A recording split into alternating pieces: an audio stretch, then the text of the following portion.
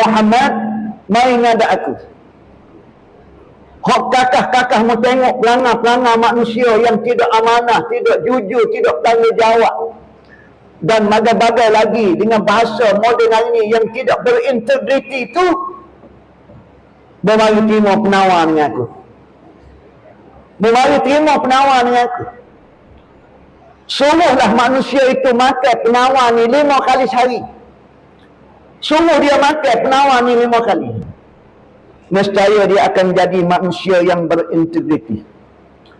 Tetapi bila dia abaikan, dia makan penawar obat ni tidak mengikut timing yang betul, tidak mengikut tata cara makan penawar yang betul, dia makan penawar ini dalam bentuk suka hati dia aja, tidak mengikut dus yang betul, dia tidak akan dapat khasiat daripada penawar ini.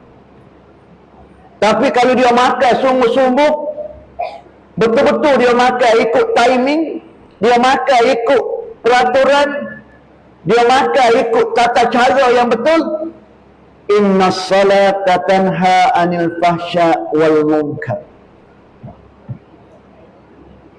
Confirm Allah Ta'ala kata dia dapat mencegah benda yang keji,